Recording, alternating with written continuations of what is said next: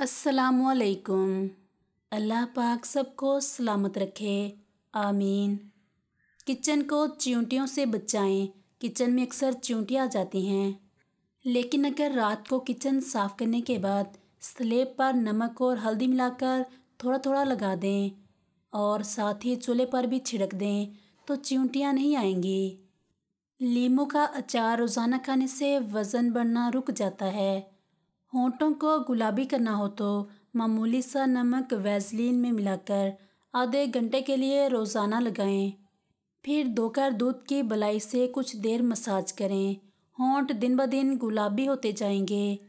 गुलाब का रख और आलू का रस मिलाकर आँखों के स्याह हलकों पर लगाने से हल्के ख़त्म हो जाते हैं।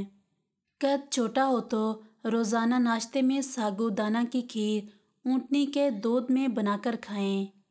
पिसे हुए बादाम दही में मिलाएं और झुर्रियों पर लगाएं। 20 मिनट बाद धो लें।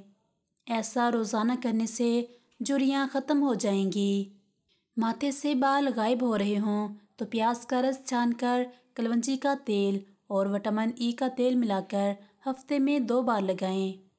दांतों या दाढ़ में सुराख हो जाए तो रोज़ाना रात को दूध और दिन में दही लगाएं। रोज़ाना मिश्री और छुहारे खाने से जिस्म मोटा होने लगता है। सफ़ेद कपड़ों से दाग हटाएं। अगर सफ़ेद कपड़ों पर कोई दाग लग जाए तो इस पर फौरी तौर पर कॉर्नफ्लोर डाल दें और 10 से 15 मिनट के लिए छोड़ दें। फिर हाथ से हटाकर इस पर लीमू और नमक छिड़क दें और फिर इसे थोड़ी देर मलती रहें। धूप में सुखाएं और जब दाग हल्का हो जाए या मिट जाए तो इसे वॉशिंग मशीन में धो लें। बालों को घना करने के चंद टोटके। बालों को चमकदार और घना रखने के लिए इन्हें धोने के बाद कच्चे नारियल का पानी लगाएं। मसूर की दाल 1 चमचा लेकर इसे 4 गिलास पानी में इतना पकाएं धीमी आंच पर कि पानी 1 गिलास रह जाए। ये पानी रात में तैयार कर लें और फिर इसे गिलास में डालकर ऐसी जगह रख दें जहां ताज़ा हवा लगे। फिर सुबह इसे छानकर दाल फेंक दें और पानी में 2 कतरे लीमू, थोड़ी सी काली मिर्च और नमक डालकर निहार मुँह पी लें।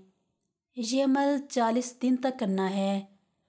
वज़न कम करने का आज़मूदा टोटका है और इस टोटके के नतीजे भी बहुत कमाल के हैं।